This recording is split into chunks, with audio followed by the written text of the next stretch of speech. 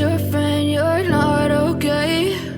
And tell me what's wrong and why you never said you felt that way. And guess you're trying to stay strong and fake a smile until I look away.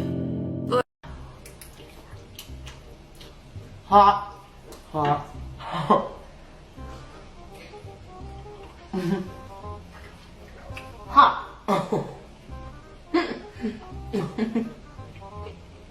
Oh my god.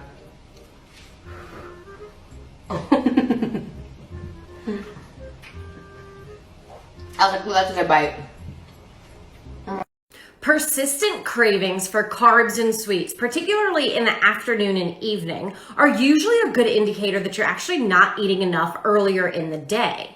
I have definitely talked about this before, but no exaggeration, this is probably the #1 question that I get amongst people on TikTok and my clients in person. When you don't take in enough calories and protein earlier in the day, basically what happens is your hunger just starts to increase. Your body's not getting the calories that it needs and it's starting to get depleted. And so as the day goes on, you start to get more and more hungry. And some people don't even necessarily feel that. They just start to get that 2, 3 o'clock crash feeling, or they start to get more fatigued or more irritable, right? And then what happens is your body wants that high reward food. And when I say high reward food, I mean the food that it knows it's going to get the most bang for its buck. Something that's going to get you a lot of calories fast.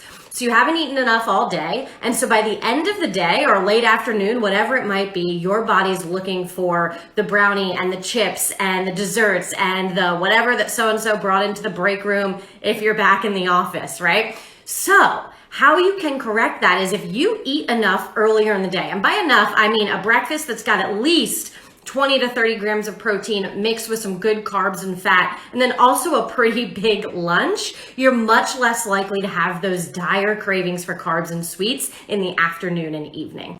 This is not because you made poor choices. This is because of the diet.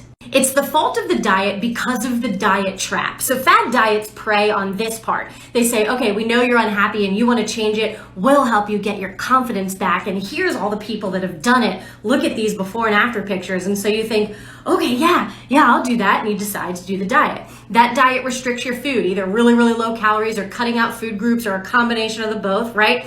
And then you feel deprived, and you may convince yourself that you don't feel deprived, but ultimately you are missing out on things in life because of the diet. So ultimately you will rebel against that diet at some point. It might even be years down the road, but you will rebel. And then you will binge, right? And maybe that binge is a cheat day, or you just give up and go the total opposite end of the spectrum. Then you feel guilty, and then you eat for comfort, and the whole cycle repeats. So it's always the fault of the diet. Here's how some of the most popular fad diets work for fat loss. And if you want more no bullshit content like this, give me a follow. Keto diet severely restricts your carbohydrate intake, thereby putting you into a caloric deficit. Carnivore diet completely eliminates a macronutrient, carbohydrates, thereby putting you into a caloric deficit. Bright line eating convinces you that sugar and flour are as addictive as cocaine, so you eliminate them, thereby putting you into a caloric deficit. The paleo diet eliminates all processed foods from your diet, thereby putting you into, you guessed it, a caloric deficit. Optavia puts you on a glorified 1,000 calorie diet, which is, of course, a calorie deficit. It also destroys your health in the process, but who cares about health? Noom puts you into a calorie deficit because they give you 1,200 calories a day. Weight Watchers creates their own version of calorie counting, puts you on a very low calorie diet, thereby putting you into calorie deficit. Intermittent fasting restricts the amount of time that you can eat within a day, which restricts your calories, thereby putting you into, you guessed it, a caloric deficit. Are you noticing a trend here? Calorie deficit. Stop the fucking dieting. Burn, burn, burn. Would you like to lose weight just sitting here? Well, you need muscle, because muscle uses calories.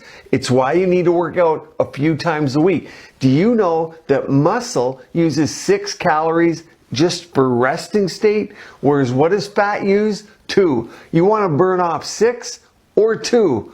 I'm losing weight just sitting here. Keep that in mind. Get over to the gym, build some muscle. You will lose weight just sitting there. I like that routine. Woke up this morning craving a cheese pizza. So you know what I did? I stopped at Costco and I got a slice of cheese pizza and a Diet Pepsi to wash it down with. See, I work it into my daily goals. I don't eliminate the foods I want because you will binge them. What do our cravings mean? What does it mean if we crave Oreos? Let's talk about it. Sometimes we might have cravings because we have an unmet need. So let's talk about some of the basics. First off, are you getting enough sleep? How are your stress levels? How are you dealing with your stress? Next, how are your relationships? How are your friendships? How's your social life going? These are just some of the basics. There is much more, but I don't want to get into all of those. Next, when you do crave this Oreo, what do? Do you say, oh, I'm craving an Oreo and honor it and eat it? Or do you realize you are craving an Oreo and you start getting stressed about it and you say, I shouldn't be eating Oreos. I'm not allowed to eat Oreos. I can't do this. And you go back and forth, but you can't stop thinking about the Oreo and you stress and you stress and you stress. Usually when we just honor our craving and eat it, we feel good, we feel satisfied, but usually when we go back and forth and we stress and we eat something else and not the Oreo, that can easily cause you to binge on the Oreos. Tapping on your forehead like this with your fingers for 30 seconds will cut your food cravings. When you feel a craving coming on, the image of food gets locked into the visual cortex of your brain. That's why it's so hard to shake the desire. But when you involve your eyes focusing on the movement of your fingers like this, you're engaging the same part of your brain.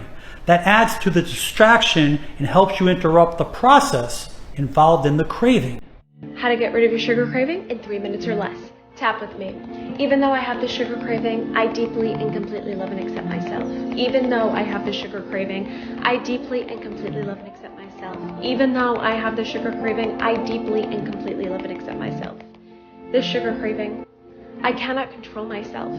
I have to have sugar. It's just so comforting. I feel guilty because I can't stop. I know I shouldn't eat it, but I just can't help myself. I can't control the craving. I wonder if I could crave something healthier. I wonder if I could find comfort in healthier choices.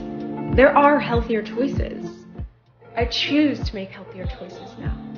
I choose to take good care of my body now. I choose to honor myself now. I choose to love myself now. I choose to forgive myself now. How to control your cravings and hunger.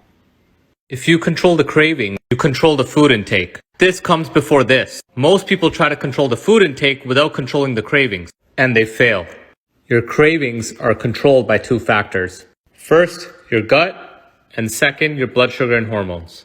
Your gut has trillions of bacteria in your colon called the gut microbiome. When you eat fiber, the bacteria that's in your colon eats all that fiber. You see the green? But when you don't have a lot of fiber and plants in your diet, and when you don't give the bacteria fiber, they starve. And they start eating you. And see, the green bacteria is good bacteria, the red bacteria is bad bacteria. Look how much more red bacteria there is when you have a fiber-free diet. And that's a problem with a low-carb diet.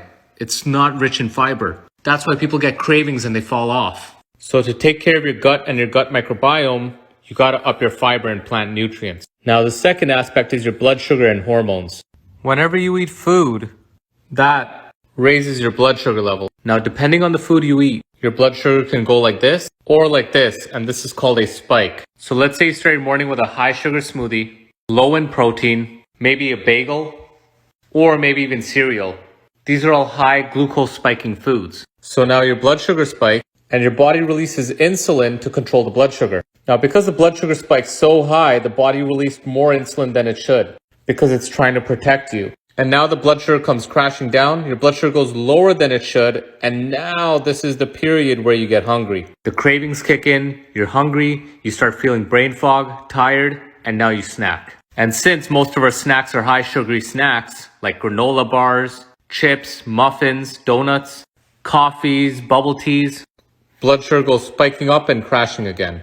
And that spike in the morning will cause you to eat more calories, be less focused. Your insulin never gets a break to come back down. And look, you start feeling more cravings, you're more hungry, so you start eating more calories. It's just this vicious cycle. You can't focus, you think something's wrong with you, but it's just your blood sugar's going up and down and you're eating throughout the day. And this is well documented in science. And nobody tells you about this. They just got you focused on calories.